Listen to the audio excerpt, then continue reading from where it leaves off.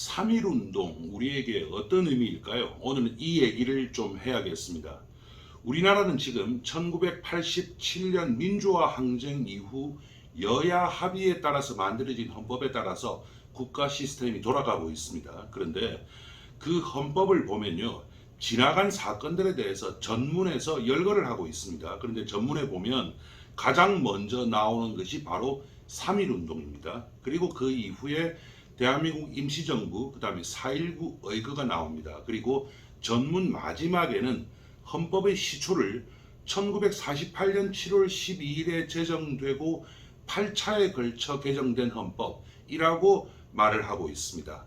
그러니까 지금 우리나라는 국민적 합의에 의해서 3.1운동과 대한민국 임시정부 그리고 4.19를 지금의 우리를 있게 한 기초로 보는 것이죠. 그리고 1948년에 만들어졌던 재헌헌법을 우리 헌법의 시초로 명확하게 규정하고 있는 겁니다. 참고로 대한민국 임시정부를 헌법 전문에 명시적으로 넣은 것은 현행 헌법이 처음입니다. 실제로 1948년에 만들어졌던 재헌헌법을 보더라도 그 전문에는 가장 먼저 기미 3.1운동이라는 말이 명확히 나오고 있습니다. 이렇게 3.1운동은요, 우리 사회가 명시적으로 규정한 국가의 기초이며 그 시초입니다. 그런데 우리는 3.1운동에 대해서 정확히 모르고 있는 것도 꽤 많고 또 잘못하고 있는 것도 아주 많습니다. 3.1운동은요, 당시 일본 기록만 보더라도 3월부터 5월까지의 상당히 긴 기간 동안에 1542회의 시위가 일어났습니다. 그리고 참가한 시위 연인원이 무려 205만 명으로 전국에 걸친 대규모 민족운동이었습니다. 우리가 잘 기억하고 있는 1987년 6월 민주항쟁을 한번 생각해 보죠. 가장 많은 사람들이 참가했던 6월 18일 최루탄 추방대회에 참가한 인원이 약 150만 명 정도밖에 안 됐습니다. 그리고 1987년 6월 10일부터 29일까지 한 20일 정도 계속됐거든요.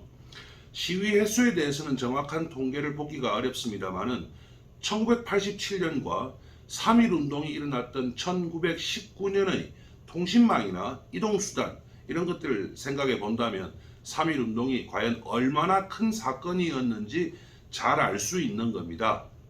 그런데 이 3.1운동이 어느 날 갑자기 일어난 게 아닙니다. 사상적인 뿌리가 상당히 깊습니다. 또 그 이후 영향도 아주 컸습니다.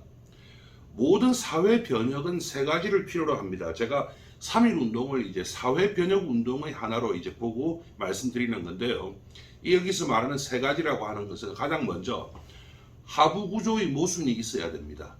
이 하부 구조는 거의 언제나 경제적인 요인이 중심이 됩니다. 그리고 그 다음으로는 상부 구조에서 나온 이념과 그 다음에 변혁 대상의 단순화가 필요합니다. 모든 사회 문제는 아주 다양하고 복잡한 배경을 가지죠. 그런데 이 모든 것들을 다 열거하면서 대중을 움직이기는 쉽지가 않습니다. 그래서 언제나 하나의 이념을 가지고 그 이념에 따라서 변혁의 목표물을 단순화해야 되는 것입니다. 그리고 마지막으로 실질적인 움직임을 촉발하기 위해서는 구체적인 사건이 하나 있어야 되거든요. 이 사건이 꼭 큰 사건일 필요는 없습니다. 그런데 아주 감성적인 요소를 가지고 있어야 됩니다. 그리고 대중은 그 사건 하나로부터 움직이기 시작하는 겁니다. 우리는 일반적으로 3.1운동이라고 하면 1919년 3월 1일 서울을 시작으로 전개된 전국적인 비폭력 저항운동을 생각하죠. 여기에 조금 더 생각을 하더라도 그로부터 약간 전인 2월 8일 일본 도쿄에서 있었던 일본 유학생들의 28 독립선언 그 정도를 생각하는 게 보통입니다. 그리고 그 배경 이러면 대개 미국 대통령 우드로 윌슨의 민족 자결주의를 얘기합니다. 하지만 제가 보기에 3.1운동은 그 정도로 간단히 설명할 수 있는 게 절대 아닙니다. 아주 복잡한 국제정세 그리고 1차 대전 이후 바뀌는 세상이 반영되는 것이고, 그리고 더 중요하게는요, 하부구조의 모순과 변동이 있었던 겁니다. 그래서 앞에서 말씀드렸던 제가 세 가지 요소, 즉 사회 변혁을 위한 하부구조의 모순, 상부구조의 논리 제공 그리고 현실적인 사건이라는 프레임으로 3.1운동에 대해서 상세히 알아보겠습니다. 3.1운동에 대한 얘기가 나오면 언제나 등장하는 것이 바로 미국 대통령 우드로 윌슨의 민족 자결주의입니다.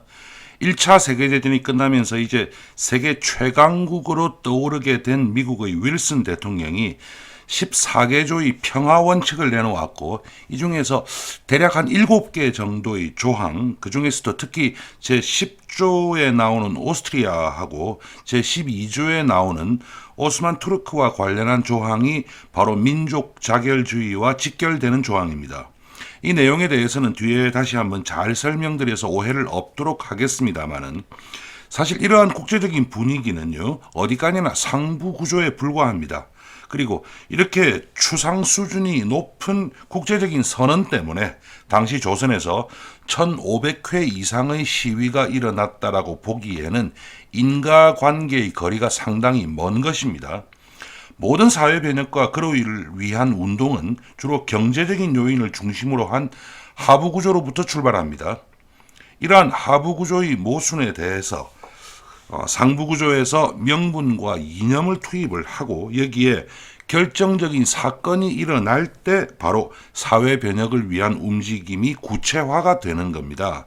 그렇다면 1919년 3월 1일에 전 국민이 그렇게 봉기할 수 있었던 근본적인 요인은 과연 무엇이며 그것은 또 어떤 의미를 가졌던가에 대해서 알아봐야 합니다. 즉 3.1운동의 하부 구조부터 핵심적으로 먼저 알아보고자 하는 겁니다.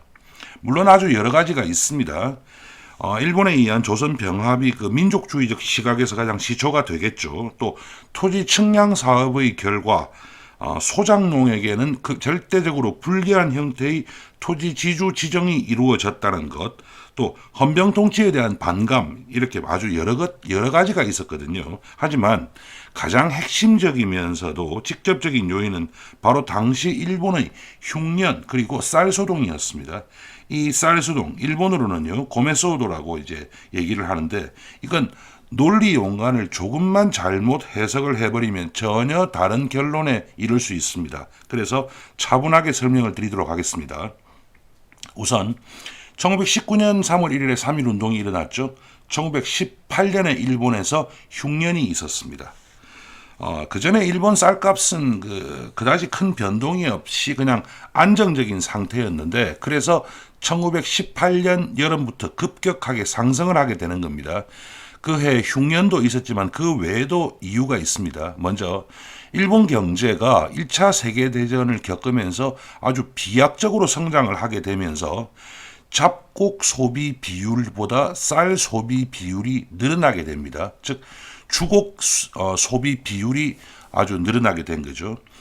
당시 오사카의 쌀 시장 기록에 따르면요. 1918년 1월에 한 석에 15엔 하던 쌀값이요. 6월에는 20엔을 넘어섰습니다. 그러다가 7월이 되니까 이게 30엔을 넘어서는 겁니다. 그러니까 6월부터 7월까지 150% 증가한 것이죠. 인상된 것이죠. 당시 일본의 일반적인 근로자 월급이 한 20엔 부근이었습니다. 그렇다면 그 차이가 얼마나 큰지 알 수가 있습니다. 이렇게 되니까 일본 상인들이 매점 매석을 시작을 합니다. 쌀에 대해서. 일본 정부는 상무 대신 명의로 폭리 단속령 이런 걸 내렸습니다만은 원래 이런 것은 절대 아무리 어떤 조치를 내리더라도 별 효과는 없습니다. 그리고 외국에서도 쌀을 가져오긴 했지만 이것도 별로 효과가 없었습니다. 그리고 또 하나가 더 있습니다. 러시아 혁명이 일어났고 볼세비키의 적군하고 멘세비키를 중심으로 한 백군 간의 내전이 격화되었죠. 그러면서 열강들이 러시아에 군대를 보내서 간섭을 시작을 했는데 일본도 시베리아에 군대를 보내겠다라고 선언했습니다. 이게 1918년 8월 2일입니다. 그러니까 6월에 아주 뛰다가 쌀값이 7월에 많이 뛰었죠. 그러다가 8월 2일에 이렇게 군대를 시베리아 출병을 하겠다라고 선언을 했던 것이죠. 대규모 군대가 시베리아로 간다면 당연히 많은 군량미가 필요합니다. 그러니까 상인들은 더욱 매점 매석에 열을 올릴 수밖에 없었던 겁니다. 결과적으로 이렇게 해서 일본 전국에 쌀이 아예 없어져 버리는 사태가 일어났습니다. 지금 보이는 이 그래프가 당시 오사카에 있던 쌀 선물 거래소인 노지마 구메카이쇼 쌀 선물 거래소에서 거래된 쌀 물량을 이제 표시한 것인데, 제가 마우스로 보여드리는데 지금 보시면 쌀이 뭐 이게 상당히 많이 이제 그 쌀 거래량이 오릅니다. 쌀 거래량이 이제 오르는데 이거는 가격이 올라가니까 오르다가 요 1918년 9월에서 1919년 1월까지 한 넉 달 정도 되는 기간이죠. 요 기간 동안은 쌀 거래가 아예 없었다라고 얘기할 수준입니다. 무슨 말이냐면 쌀값이 정신없이 오르니까 그냥 매점 매석을 하게 돼버렸다는 거죠. 그러니까 쌀 거래를 할 쌀이 없습니다. 이런 상황이 계속되면 당연히 폭동이 일어납니다. 그래서 처음 시작은 가정주부로부터 시작됐습니다. 일본 그 도야마현의 어느 항구에서 어떤 배가 홋카이도로 가져갈 쌀을 싣고 있던 배를 에워쌌습니다. 그러면서 쌀을 우리에게 팔아라, 그러니까 내놓아라가 아닙니다. 팔아라 라고 하면서 시위를 벌인 겁니다. 그리고 이게 첫 번째로 시작이 되니까 이 소요가 계속 확산이 되면서 쌀 가게하고 유통회사에 또 불을 지르는 사태까지 벌어졌던 겁니다. 지금 보이는 이 문서가요, 나이쇼 7년, 그러니까 1918년 9월 7일 큐슈의 사세보에 있는 해군 부대에서 독도쿄에 있는 해군 대신에게 올린 보고서 시작 부분입니다. 이 문서가 총 한 53페이지 정도가 되는데요. 당시 일본 전국에 그리고 특히 탄광을 중심으로 해서 얼마나 많은 소요 사태들이 일어났는가, 그리고 그것이 얼마나 격렬했는가 하는 것을 잘 설명을 하고 있습니다. 웬만하면 군대까지 동원을 했겠습니까? 그리고 이제 사진을 또 한 장 보여드리는데요. 지금 보이는 이 사진이 그 당시에 분노한 군중들이 고베에 있는 스즈키 상점을 불태운 장면입니다. 왼쪽은 원래 그 스즈키 상점의 모습이고 오른쪽이 불탄 이유입니다. 아주 뭐 아예 없어져 버렸죠. 이 회사는 지금 일본의 아주 대표적인 재벌 중 하나가 되어 있는데, 하지만 그 당시에 일본은 이런 문제를 해결할 준비가 전혀 되어 있지 않았습니다. 이런 상황이 벌어질 것이라고 생각지도 않았을 것이고, 뭐 기껏 준비한 예산, 그러니까 어떤 뭐 그 비상한 사태가 일어났을 때 이를 위한 예산이 불과 3만 5천 엔 정도 있었거든요. 그러니까 도저히 중앙재정으로 이걸 해결을 할 수가 없는 상황이었던 겁니다. 일본 정부는 어떻게든 문제를 해결을 해야 됐죠. 그래서 급하게나마 조선에서도 산미 증산 계획을 통해서 쌀 증산을 시도했습니다. 그런데 아시다시피 쌀이 금방 증산될 수 있는 건 아니죠. 산미 증산 계획이 아주 잘 되더라도 1년 걸립니다. 그리고 일본에서 쌀값이 올라가니까 조선의 상인들이 훨씬 더 큰 이익을 얻을 수가 있어서 쌀을 국내에서 유통하지 않고 일본으로 팔아버리는 겁니다. 그것에 집중을 하기 시작합니다. 자, 이런 상황이 이제 여기서부터 잘 들어야 되는데, 상황이 이렇게 계속되니까 조선의 쌀 도매상이나 쌀 유통업자나 쌀 수출상들은 당연히 큰 돈을 벌었을 겁니다. 훨씬 비싼 돈으로 일본에 팔 수가 있으니까. 그리고 당연히 조선의 지주들도 큰 돈을 벌었죠. 그런데 소작농들은 돈도 못 벌면서 쌀을 그렇게 많이 가져가 버리니까 당장에 먹을 쌀이 없어진 겁니다. 그 결과로 조선의 쌀값도 당연히 치솟았습니다. 원래 1917년 조선의 쌀값이 1석에 한 석에 17원 정도입니다. 그런데 1919년 3.1 운동이 일어나던 그 딱 2월 말경에 43원 57전까지 거의 2.6배, 뭐 어떻게 본다면 상황에 따라서 3배 가까이 이렇게 폭등한 겁니다. 이렇게 하부 구조에서 모순이 일어나고 있었습니다. 그런데 이제 상부 구조 얘기를 하죠. 이런 상황인데 그때 나온 게 바로 우드로 윌슨 민족 자결주의입니다. 1차 세계대전이 끝이 나고 파리에서는 전후의 새로운 질서를 만들기 위해서 파리 강화회의가 열렸습니다. 1차 대전이 끝난 게 1918년 11월 11일이죠.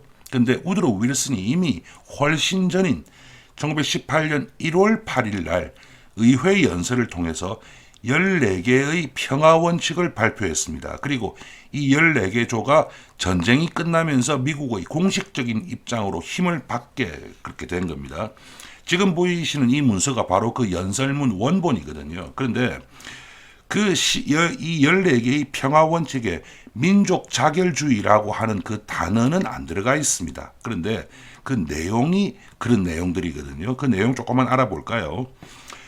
윌슨의 14개조 평화 원칙이라고 해가지고 뭐 비밀 외교의 철폐부터 시작을 해가지고 가장 밑에 보면 국제연맹의 창설이라고 하는 것까지 나옵니다. 그런데 이 중에서 보면요. 이걸 이제 영어로는 뭐라고 하느냐면 The 14 Points라고 얘기를 합니다. 그 내용을 보면요. 뭐 이태리 국경의 재조정이 있다. 그 다음에 이게 중요합니다. 오스트리아 여러 민족의 자결, 그 다음에 발칸 제국의 부흥, 그 다음에 터키 여러 민족의 자치, 요 세 개가 제일 중요합니다. 그 다음에 우리나라의 독립운동 세력에게는 또 독립 폴란드의 수립도 상당히 큰 임팩트를 줬습니다. 즉 폴란드는 이제 독립한다. 우리라고 해서 뭐 독립을 못할 이유는 없지 않는가라는 생각을 하게 됐던 거죠. 그런데 여기에서 민족 자결이라고 하는 비슷한 말이 나오는 게 바로 오스트리아와 관련된 겁니다. 영어 원문 보면 The People of Austria Hungary, 그 당시 오스트리아는 오스트리아 헝가리 이중제국이었습니다. 그래서 The People of Austria Hungary whose place among the nations we wish to see safeguarded and assured should be accorded the freest opportunity to autonomous development라고 해서 번역을 제가 해보니까 오스트리아 헝가리 제국의 영역에 있는 민족들, 여기서 네이션이라고 하는 게 민족입니다. 민족들은 그 국가 내에서 안전이 보장되면서 자유롭고 자율적인 발전의 기회가 보장되어야 한다라고 돼 있는 겁니다. 그래서 이게 바로 민족 자결주의로 해석될 여지가 있는 겁니다. 왜 오스트리아가 이렇게 됐을까요? 이게 그 당시 오스트리아의 언어 지도입니다. 보시면 색깔만 보더라도 아주 여러 가지 언어가 섞여 있다는 것을 알 수 있죠. 그러니까 쉽게 말을 하면 그 당시 오스트리아가 지금과는 달리 아주 그 여러 민족들을 통치하는 다민족 국가였다라고 하는 사실을 우리가 알 수 있습니다. 윌슨이 민족 자결을 주창한 것이 바로 오스트리아를 지칭한 것이고 사실은 더 멀리 가더라도 터키 정도에 불과했습니다. 윌슨이 이런 내용을 발표는 했습니다만은 사실 이 중에서 제대로 실현된 것은 그다지 많지가 않습니다. 당시 미국은 지금과는 달리 전 유럽을 그렇게 마음대로 움직일 수준이 아니었거든요. 지금 보이는 이 카툰이 당시 상황을 표시한 건데 윌슨 14 포인트라고 해서 14개조 평화조약이라고 하는 종이를 들고 서 있습니다. 하지만은 유럽 각국들은 각각 자신들의 얘기를 그리고 요구사항을 내놓고 다른 소리를 하고 있는 그런 장면입니다. 근데 윌슨의 이런 내용을 적극적으로 받아들인 사람은 있었습니다. 누구냐면요. 다름 아닌 그 당시 신생국이었죠. 소련의 레닌이었습니다. 러시아 혁명 이후에 열강들은 러시아에 직접 군대를 파견해서 간섭을 하고 있었는데 이것에 대한 반대 메시지 중에서 하나로 레닌이 민족 자결을 들고 나왔던 겁니다. 그러니까 개념이 다릅니다. 그런데 윌슨 당시 그 민족 자결을 주창했던 우드로 윌슨 그리고 또 소련의 레닌 모두 다 실질적인 식민지 해방에는 별다른 관심이 없습니다. 지금 보이는 사진이 최린입니다. 3.1운동 당시에는 민족 대표의 한 사람이었죠. 그러다가 민족 대표의 한 사람이었다. 그 이후에 변절해가지고 가장 적극적인 친일파가 되었고 그래서 해방 이후 반민특위에 가장 먼저 체포됐던 최린이 뭐라고 했느냐. 2차 대전 때. 2차 대전이 터지니까 최린이 루스벨트 대통령에게 하는 얘기죠. 루스벨트요. 귀가 있으면 들어보라 해놓고 내가 윌슨의 자결주의에 속아 천황의 역적 노릇을 하였다. 라는 말을 했습니다. 즉, 그 당시에 우리나라의 지식인들이 윌슨의 자결주의를 그 원래 모습과는 전혀 다르게 해석했다라는 것을 우리가 알 수 있다는 거죠. 그래서 자신이 윌슨의 민족 자결주의에 속았다라는 것을 느꼈던 겁니다. 하지만 이제 전 세계의 식민지들은 당연히 이런 분위기를 전혀 다르게 이해했죠. 지금 보이는 사람이 왼쪽에 여운형, 두 번째가 김규식. 김규식은 일부러 제가 좀 젊을 때 사진을 골랐습니다. 그 다음에 오른쪽이 이제 장덕수인데요. 가장 먼저 나섰던 사람이 바로 여운형입니다. 당시 여운형은 중국에 유학 중이었거든요. 근데 이 소식을 듣고 나서 이제 때가 왔다라고 느낀 겁니다. 그래서 급하게 단체를 만들었습니다. 그 단체가 바로 신한청년당이라고 하는 정치결사였습니다. 근데 급하게 만들었죠. 그래서 신한청년당이 실체는 없었고 그냥 문서상으로 만든 것이었는데 그렇다고 해서 여운형이 개인 여운형의 이름으로 어떤 활동을 하기는 어려웠으니까 충분히 이해가 가는 행동이었던 것 같습니다. 그래서 급하게 파리 강화회의에 김규식을 파견했습니다. 중간에 있는 사람이죠. 근데 이 김규식이 왜 갔느냐? 영어를 잘했어요. 김규식이. 그래서 파견을 했고, 그러면 또 조선에도 누군가를 보내야 됩니다. 그래서 장덕수를 이용했는데, 그것이 장덕수는 왜 갔느냐?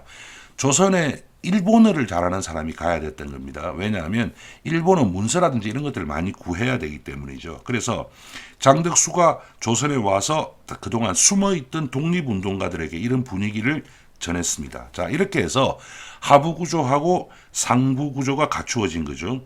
그러니까 하부구조는 원래부터 쭉 끌어오고 있었지만 어쨌든 일본의 쌀 소동으로부터 시작된 국내 민간 경제, 민중 경제의 파탄이 있었습니다. 그리고 상부 구조로서는 민족 자결 원칙의 해석에 의해서 독립운동가들이 이념적 지향을 하고 있었죠. 그렇다면은 이제 이것에 이제 불을 당길 계기만 마련되면 되는데 그런 사건이 일어났습니다. 바로 1919년 1월에 고종 황제가 죽는 일이 벌어졌던 겁니다.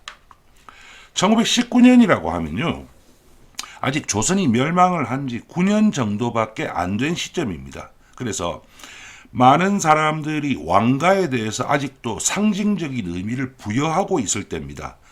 그리고 고종 황제가 평상시에 아들인 순종 황제보다도 더 건강했거든요. 그러니까 대중들에게는 이게 상당히 전혀 뜻밖의 일로 받아들여졌고, 세간에는 이완용이 일본의 사주를 받아서 고종 황제를 독살했다 이런 풍문이 퍼져나갔습니다. 사실 고종 황제가 왜 죽었는지에 대해서는 아직 확인된 바가 없습니다. 하지만 당시에는 고종이 독살되었다라고 하는 소문이 아주 당연한 진실로 받아들여지고 있던 겁니다.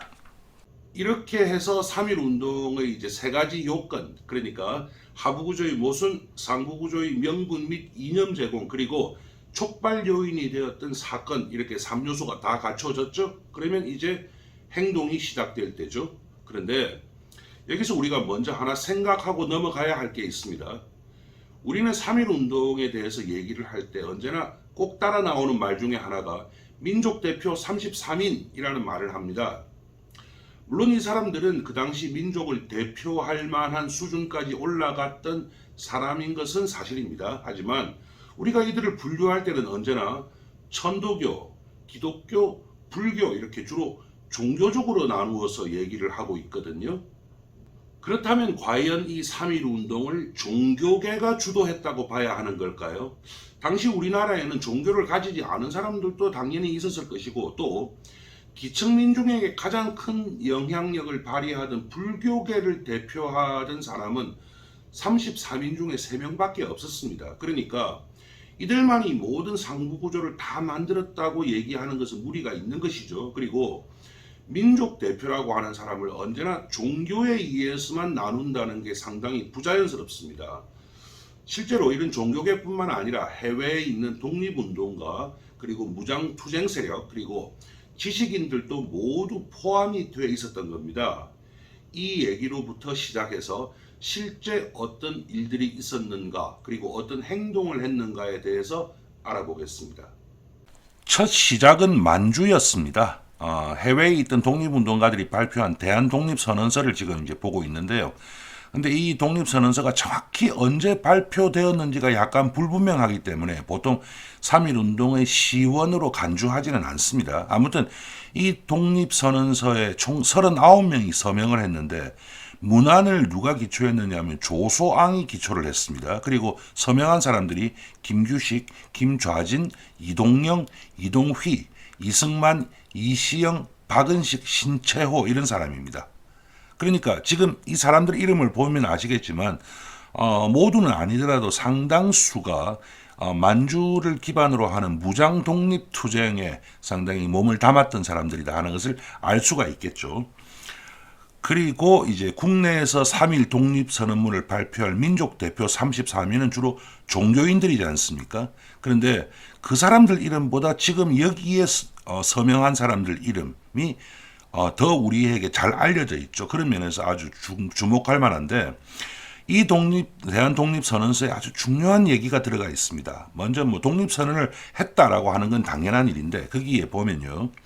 민주의 자립이라는 말이 들어 있습니다. 그러니까 이때부터 우리나라 독립운동의 목적은 원래 있던 왕정의 복고가 아니라 이제 민주정을 지향한다라고 하는 의미를 아주 중요하게 가진 겁니다.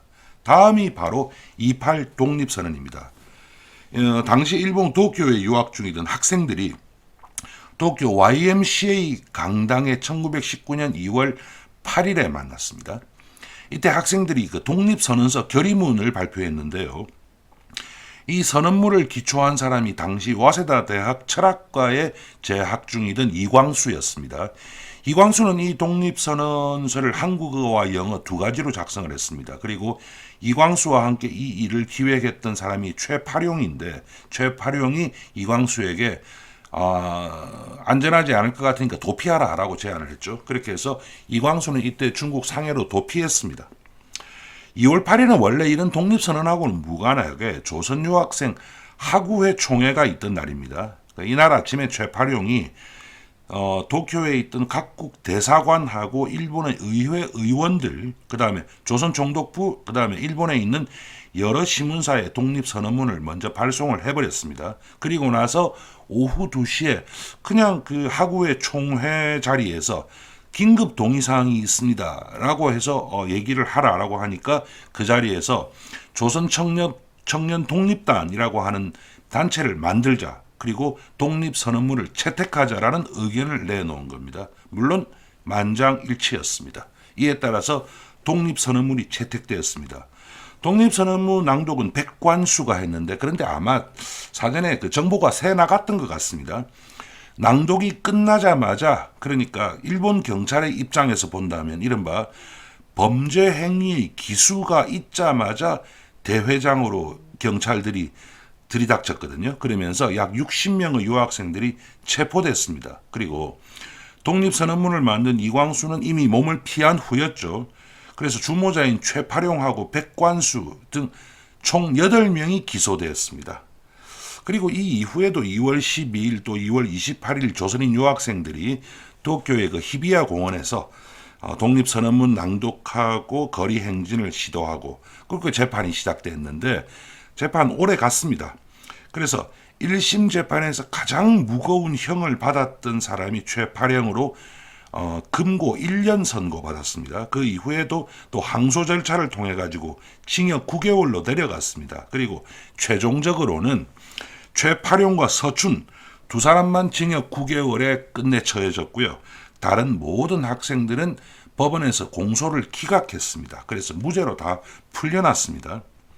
이렇게 아주 가벼운 형을 받도록 노력을 이제 한 사람이 그 당시에 그 일본 변호사 후세 다스지라고 하는 사람입니다. 일본 사람 중에 우리나라 독립유공자로 지정된 사람이 딱 2사람이 있습니다. 그 중에 한 명이 바로 이 사람입니다. 그런데 여기서 아주 중요한 내용이 하나 있습니다. 모두 알려진 것이지만 그다지 중요하게 언급되지 않는 것인데요. 당시 이 학생들이 독립선언문까지는 작성을 했는데 이걸 인쇄할 돈이 없었던 겁니다. 그래서 이미 그 전 며칠 전에 조선 유학생이던 송계백이 인쇄 비용을 구하기 위해 국내로 들어왔습니다. 그래서 송계백이 국내로 들어와서 지금 왼쪽에 보이는 사람인데요. 자신의 그 보성학교, 현재 고려대학교죠. 보성학교의 은사였던 현상윤을 만났습니다.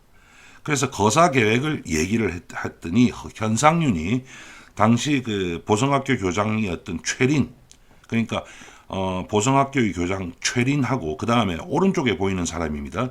중앙학교 교장이었던 송진우에게 이 내용을 알렸습니다. 그래서 이 사람들이 구체적인 자금 마련을 위해서 천도교의 수장인 손병희를 찾아갔던 겁니다.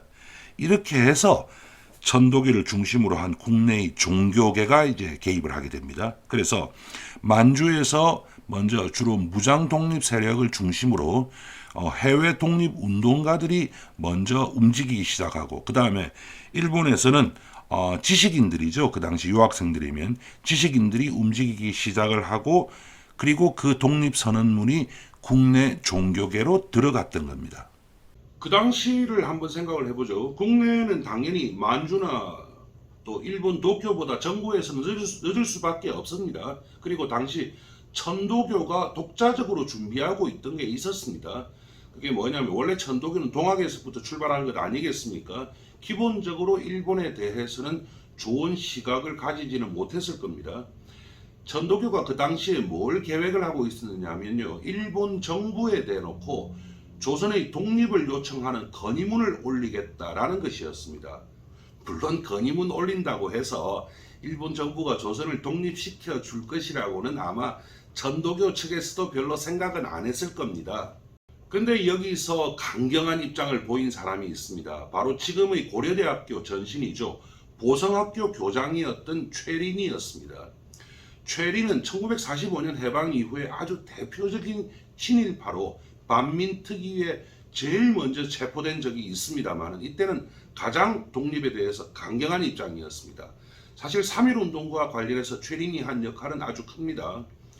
최린은 즉시적 독립을 선언해야 한다라고 주장을 했고, 이것에 따라서 최린이 최남선에게 연락을 해서 최남선이 독립선언문을 만들었던 겁니다. 그리고 보성사에서 인쇄를 시작을 해서 2월 27일, 그러니까 3.1운동 3월 1일은 이틀 전이죠. 그때까지 3만 5천 부가 인쇄됐습니다. 여기에 조금 재미있고 우리가 또 생각을 좀 해봐야 되는 얘기도 있습니다. 당시 신철이라고 하는 사람이 있었는데요. 이 사람 일본 경찰입니다. 즉 조선 사람으로서 일본 경찰에서 일을 하고 있었던 사람이죠. 이 사람이 인쇄소를 발견을 해버렸어요. 그래서 독립선언문을 인쇄했다는 사실을 적발했습니다.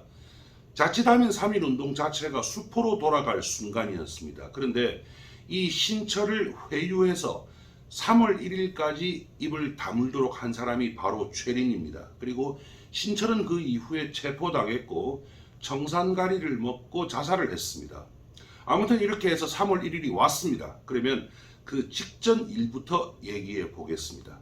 지금 보이는 사진에 있는 사람이 손병희입니다. 민족 대표 33인 중에 23명이 먼저 바로 전날인 2월 28일 손병희의 집에 모였습니다.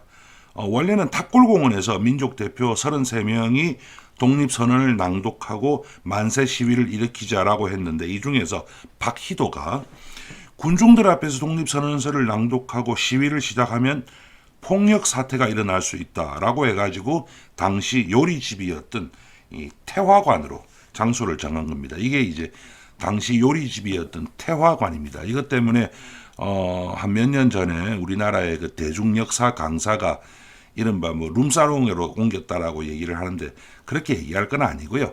당시 이제 그 국내에서 어떤 모임을 하는 데는 이러한 그 요리집이 상당히 일반적으로 사용됐습니다. 근데 여기서 조금 민감한 얘기 하나 해야 됩니다. 원래 거사 시작 시기가 1시였습니다. 그런데 1시가 돼도 민족 대표들이 움직임이 전혀 없는 겁니다. 그래서 탑골공원에서는 이미 학생들이 준비를 하고 있었거든요. 그래서 그 학생 대표들이 태화관으로 와서 항의를 했습니다. 그러니까 민족 대표 33인이 그래 알았다 하고 학생들을 보내놓고 선언문을 배포했고, 낭독은 하지 않고 눈으로 선언문을 먼저 읽어라 해가지고 다 읽고 나서 민족 대표 33명인데 그중에서 29명이 그때 참가했거든요. 이제 그러고 나서 찬성을 했던 겁니다. 그리고 나서 이 민족 대표들 중에서 누군가가 종로경찰서에 선언문을 보냈습니다. 보냈다고 하는 건 뭐 밀고 했다는 그런 뜻이 아니고요. 자, 이렇게 보낸다. 그러니까 종로경찰서에서 이 뭐지 하고 태화관으로 전화를 했습니다. 전화를 해가지고 거기 민족 대표들이라는 사람들이 있습니까? 라고 물었던 겁니다. 그 태화관에서는 뭐 어떻게 대답을 해야 될지 몰랐죠. 그래서 이 민족 대표들에게 물었습니다. 그러니까 민족 대표들이 여기 있다고 말해라 라고 한 겁니다. 그래서 태화관에서 다시 종로경찰서로 전화를 해서 예, 아까 얘기했던 사람들 여기 있습니다 라고 했던 겁니다. 아무튼 이 일은 디테일로 들어가면 상당히 복잡합니다. 그 외에도 약간 논란들은 있습니다. 아무튼 같은 시간 탑골 공원에서는 학생들이 독립선언문을 낭독하고 바로 만세 시위에 들어갔죠. 지금 이 사진은 탑골 공원이 아니고요. 지금도 이 모습 그대로 있는 광화문에 있는 장경기념비각 앞에 있는 모인 군중들입니다. 군중들인데요. 여기에 제가 마우스를 하는데 여기 까만 두루마기 있고 하얀 보따리 메고 있는 사람이 사람 보이실 겁니다. 예. 이 사람이 바로 3.1 운동하고는 뭐 사실 큰 관계는 없는데 이 사람이 바로 박헌영입니다. 그렇다면은 왜 3월 1일로 결정을 했을까요? 이유는 바로 고종 황제 국장에 있습니다. 고종 황제가 죽은 거는 1월 달이지만 이건 국장이지 않습니까? 상당히 오래 끌었습니다. 그래서 국장이 3월 2일에 있었던 겁니다. 그래서 고종 황제 국장을 구경하기 위해서 많은 사람들이 서울로 올라왔던 겁니다. 조선 총독부로서는 아주 머리카락이 서는 일이죠. 그래서 이들 학생들하고 군중들이요. 불과 1시간도 안 돼서 거대한 물결이 되어버렸습니다. 지금 보이는 사진은 당시 이제 종로에서 만세 시위를 하고 있는 군중들의 모습입니다. 한쪽 라인은 보신각을 거쳐서 숭례문 그 다음에 덕수궁 쪽으로 향했습니다. 그리고 또 한편은 종로를 쭉 행진하기 시작했죠. 그런데 여기에서 일본이 제가 보기에는 잘못된 반응을 합니다. 처음부터 헌병하고 기마부대를 동원해서 폭력적으로 진압을 시작을 했던 겁니다. 3월 1일 첫날 하루에 연행된 사람만 10,000명이 넘습니다. 그러니까 초기 대응에 실패를 했던 것이죠. 이런 그 대중운동에 대한 대응은 그렇게 하면 안 되는데 말입니다. 헌병들이다 보니까 뭐 군사작전으로 생각을 했던 모양입니다. 그리고 같은 시각에 평양, 의주, 안주, 원산 등의 만세 시위가 벌어졌습니다. 지금 제가 얘기한 게 평양, 의주, 안주, 원산. 현재의 북한이면서 원산은 이제 동쪽이지만 나머지가 서북 방향이지 않습니까? 왜 그랬을까요? 예, 기독교의 힘입니다. 지금 보이는 이 사진은 당시 이제 경기고녀, 현재 경기여고죠. 경기여고 학생들의 만세 시위 장면입니다. 자, 여기서 조선 총독부가 또 하나의 실수를 합니다. 뭘 하느냐면요. 모든 학교에 휴교령을 내렸습니다. 그러니까 그 당시에는 지금하고 달라가지고 서울에 있는 아주 고등교육기관이라든지 이런 학교 학생들의 상당수가 제가 보기에는 한 70%가 넘는 것 같은데 그 수가 고향이 시골이었습니다. 지금 서울 강남하고는 다르죠. 그러니까 이 학생들이 휴교령이 내리니까 집으로 돌아갔고 거기서 또 만세 시위를 주도했던 겁니다.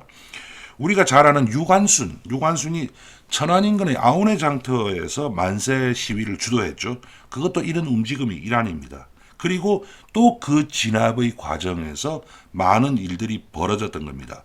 예를 들어서 제암리 학살 사건 같은 것들이 바로 그런 건데요. 그러니까 초기부터 일본 헌병들의 즉 조선 총독부의 대응 자체가 아주 잘못되었던 것이죠. 만약에 일본 본국 정부가 했더라면 그런 식으로 하지는 않았을 겁니다. 이렇게 시작된 3.1 운동은 상당히 긴 기간 동안 많은 일들을 남겼습니다. 그리고 이때부터 독립운동 세력들이 또 전혀 다른 시각을 가졌습니다. 사실 그 전에 주로 만주를 중심으로 한 무장 독립 세력들은 별로 힘이 없었습니다. 그리고 1909년에 있었던 남한 대토벌이라든지 그 이후 일본군이 꾸준히 독립 세력들을 토벌을 하면서 거의 자포자기 상태까지 가고 있었거든요. 그런데 3.1 운동을 보니까 국내에서만 수백만이 들고 일어나는 모습이 보였던 겁니다. 그러니까 당연히 생각이 달라지게 된 것이죠.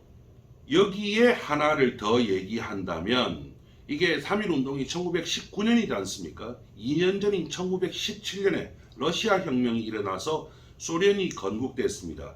뭐 1919년까지는 아직 그 소련이 완전히 안정되기는 전이었는데요. 아무튼 건국이 되면서 코민테른이 세계혁명 운동에 자금을 지원하기 시작했던 겁니다. 이러다 보니까 우리나라의 무장 독립운동 세력들과 또 외교 노선을 주장하던 사람들도 힘을 얻기 시작한 겁니다. 일본 또한 달라질 수밖에 없었죠. 초대 총독이었던 데라우치의 그 무단 통치 방식에 대해서는 처음부터 일본 내부에서도 많은 비판이 있었습니다. 그런데 3.1 운동이 일어나면서 비판적인 목소리들이 힘을 얻게 된 겁니다. 그래서 3.1 운동은 과연 무엇을 가져왔는가에 대해서 알아보겠습니다. 먼저 3.1 운동이 가져온 것에 대해서 일본의 조선 지배 방식 변화에 대해서 알아보겠습니다. 일본 역사에서 메이지 천황과 그 다음에 쇼와 천황 중간에 있는 다이쇼 천황 시절에 광범위한 사회의 자유주의 바람이 불었던 것은 잘 알려져 있습니다. 이것을 우리가 다이쇼 데모크라시라고 부르는데요. 지금 보이는 이 사진은 그 당시에 일본에서 뭐 눈사람이 있는 거 보니까 겨울인 모양인데 일본에서 선거를 할 때 포스터를 붙인 모습입니다. 그 당시 우리가 생각하는 일본의 그 강압적인 군부 통치하고는 좀 다른 모습이죠. 근데 가끔 이제 우리나라 3.1 운동이 다이쇼 데모크라시를 가져왔다라고 하는 경우들이 있습니다. 근데 물론 어느 정도 영향이 있었겠죠. 하지만 3.1 운동을 다이쇼 데모크라시의 원인이라고 하기는 어렵습니다. 다이쇼 데모크라시는 1차 대전을 통해서 일본이 쌓아 올린 경제력이 있죠. 거대한 경제력. 그 다음에 세계적 위상의 변화가 있었고 그 과정에서 일본 지식인들에게 불어닥친 당시 자유주의와 그 다음에 서구 사회의 가치 이런 것들이 복합되어서 나타난 것으로 봐야 하거든요. 그런데 일본 정부는 3.1 운동을 보고 아주 적지 않은 충격을 받았던 것으로 보입니다. 그래서 조선 통치 정책의 변화를 시도할 수밖에 없었습니다. 가장 먼저 조선 총독으로 문관을 임명할 수 있도록 한 조치가 있었습니다. 실상 이게 이제 조선 통치 정책 변화의 일환이기도 하지만 또 한편으로는요. 일본 정치계에서 군부를 통제하는 방편이기도 했습니다. 그래서 그전에는 이제 조선 총독이 당연히 조선군 사령관을 겸임하는 군인이 왔거든요. 그러다가 이제는 문관, 민간인이 올 수 있게 된 겁니다. 근데 일본 내각이 제도는 이렇게 만들었지만 끝내 마지막까지 군부의 벽을 넘지는 못하고 조선 총독은 마지막까지 군인이 임명됐습니다. 지금 보이는 이 문서가 당시 그 다이쇼 천황의 칙으로 조선 총독부 관제 개혁을 명하는 겁니다. 그리고 눈에 띄는 것이 바로 이제 헌병 경찰 제도의 폐지였습니다. 그 전에 조선의 기본적인 치안은 헌병 조직에 의해서 유지가 되었죠. 그런데 그 정책을 완전히 없애고 일본하고 똑같은 민간 경찰 조직을 건설한 거거든요. 그러면서 그 전에 우리가 친일파라고들 다들 얘기를 하는데 일본의 치안에 협조했던 한국인들이 있지 않았겠습니까? 예. 그 전에 그 사람들은 헌병 보조원들이라고 했습니다. 헌병 보조원이라고 하다가 그러다가 그때부터 조선인들도 경찰로 채용을 하기 시작을 했습니다. 그렇게 해서 그 사람들이 이제 나중에 해방 이후까지도 상당히 중요한 역할을 하게 되거든요. 근데 그때는 이제 순사 보조원 또는 순사로 올라가서 상당히 높은 경찰직까지 올라간 조선 사람들도 있습니다. 그리고 이제 향후 조선 지배를 위한 정책도 이제 중장기적으로도 이제 펴 나가죠. 이제 가장 대표적으로 현재 서울대학교인 경성제대를 그때 설립을 했습니다. 그리고 조선 교육령을 개정했습니다. 그래서 아주 많은 학교들을 만들고 그러면서 동화 정책을 이제 서서히 추진하기 시작하고요. 그렇게 해가지고 중장기적으로 친일 세력을 양성한다라는 정책으로 변하기 시작을 하는 거거든요. 해외 반응도 상당했습니다. 뭐 뉴욕 타임스라든지 아니면 AP 같은 그 신문들이 시위 소식을 아주 상세히 보도를 했고, 그리고 지금 보이는 신문은 워싱턴 타임스입니다. 근데 워싱턴 타임스는 현장의 생생한 사진을 이렇게 게재해가지고 서양 국가와 또 그리고 대중에게 아주 그 깊은 인상을 남겼습니다. 나중에 2차 대전을 치르는 과정에서 그 전후 질서를 얘기할 때 한국을 독립시켜야 한다라고 하는 입장이 이제 나오지 않습니까? 그런 분위기 시작이 바로 3.1 운동이었던 겁니다. 우리나라 독립운동 세력에 미친 영향도 아주 컸습니다. 그래서 가장 눈에 띄는 것이 바로 상해 임시정부죠. 3.1 운동이 발발한 직후인 3월 3일에 아주 비밀리에 발행된 조선 독립신문이라고 하는 신문이 나왔습니다. 근데 거기에는 임시정부 그다음에 임시 대통령 선출 계획이 이미 보도가 되고 있습니다. 불과 이틀 후입니다. 그러니까 독립을 지향은 하는데 그 독립의 모습은 왕정 복고가 아니라 민주제 정부를 지향하고 있었던 겁니다. 그리고 대략 한 달 조금 더 지났던 4월 10일에 드디어 상해에서 독립운동가들이 모여서 일단 임시의정원을 창설을 했습니다. 여기에서 이런저런 논의 끝에 국호를 대한민국으로 결정을 하고 헌법의 기초가 되는 대한민국 임시헌장이라고 하는 것을 그때 제정한 겁니다. 그리고 바로 다음 날인 4월 11일에 이승만을 초대 국무총리로 해서 상해 임시정부를 결성했습니다. 지금 이 사진은 그로부터 몇 달이 지나서 1919년 10월 11일 임시정부 국무원 구성원들의 기념사진입니다. 아주 유명한 사람들이 많습니다. 앉아있는 사람들이 왼쪽부터 신익희, 그 다음에 안창호, 그 다음에 현순입니다. 이 현순이라고 하는 사람은 많이 안 알려져 있는데 뒤에 그 해방정국에 대해서 제가 설명을 드리면 이 딸과 아들이 아주 중요한 사람으로 나옵니다. 우리나라 그 해방 전후사에서. 그 다음에 서 있는 사람이요. 왼쪽부터 김철, 그 다음에 윤현진, 최창식, 이춘숙입니다. 한 사람 한 사람이 모두 우리나라 독립운동에 아주 큰 족적을 남긴 사람들이고 그 뒷 얘기들도 아주 풍부한 사람들입니다. 이 모든 것들이 3.1 운동으로부터 가능하게 된 겁니다. 3.1 운동에 대해서 우리가 좀 너무 피상적으로 알고 있는 것 아닌가 싶어서 조금 길고 조금 깊게 설명해 봤습니다. 3.1 운동은 또 다른 의미를 가지고 있습니다.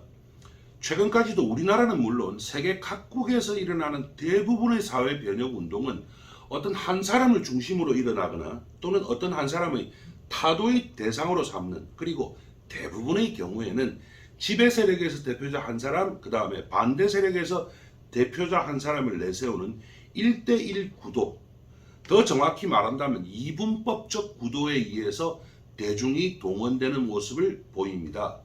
그런데 3.1 운동은 이것과 비교할 때 아주 선진적인 모습을 보였죠. 3.1 운동에서 주장한 가장 중요한 캐치프레이즈를 한번 생각해 보십시오. 일본 제국주의 타도가 아닙니다. 대한독립 만세였습니다. 또 중심인물이라고 하면 유명하기는 아무래도 손병희가 가장 유명하지만, 그렇다고 해서 3.1 운동이 손병희 한 사람의 그 개인적인 카리스마에 의한 것도 아니었습니다. 그만큼 대중의 자발적인 봉기였고 또한 모순 구조에 대한 명료한 해석이 있었다는 것을 의미합니다. 그리고 지금도 우리나라에서 문제가 되고 있는 개인 숭배가 거의 없었다는 측면에서 아주 선진적인 사회 변혁 운동으로 볼 수 있는 겁니다. 또 3.1 운동이 가져온 영향이 또 있습니다. 우리는 지금 민족 대표 33인 그리고 그 이후 상해에서 만들어진 임시정부에 대해서 적통을 인정하고 있습니다만, 당시만 하더라도 당장 국내의 서울에는 한성정부라고 하는 것이 만들어졌거든요. 그리고 브라디보스톡에는 대한국민의회가 결성되고 그 외에도 수도 없이 많은 단체들이 임시정부를 칭하면서 생겨났습니다. 그 중에 가장 큰 세력이었던 한성정부하고 상해 임시정부는 이후 협상을 통해서 통합됐습니다. 그 외에도 몇 개의 조직이 통합이 되었지만 완벽한 통합을 이룰 수는 없었습니다. 이게 여러 가지 이유 때문인데요. 가장 중요한 두 가지 요인을 든다면 독립운동 투쟁 노선에 대한 견해 차이가 있었고, 또 독립운동을 위한 자금 관리와 관련한 문제들이 있었습니다. 3.1 운동이 가져온 임팩트, 이제 세 번째 것으로 마지막으로 하나 더 말씀드린다면 바로 그게 이승만의 부상입니다. 이 당시 이승만은 상해 임시정부는 물론 서울에서 만들어진 한성정부 그리고 웬만한 단체들에서는 거의 모두 아주 중요한 직책에 올라 있었습니다. 이승만 자신이 직접 오른 것도 있지만 또 단체들이 이승만의 이름을 자기들 마음대로 임의로 올린 경우도 많았습니다. 타임라인 한번 짚어보죠. 이승만이 배제학당을 졸업한 게 1897년입니다.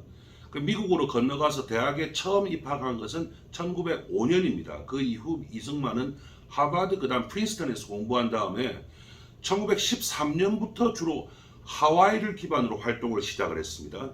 그리고 1919년 3.1 운동이 되었을 때 이승만은 이미 14년 정도의 미국 생활을 하고 있었고요.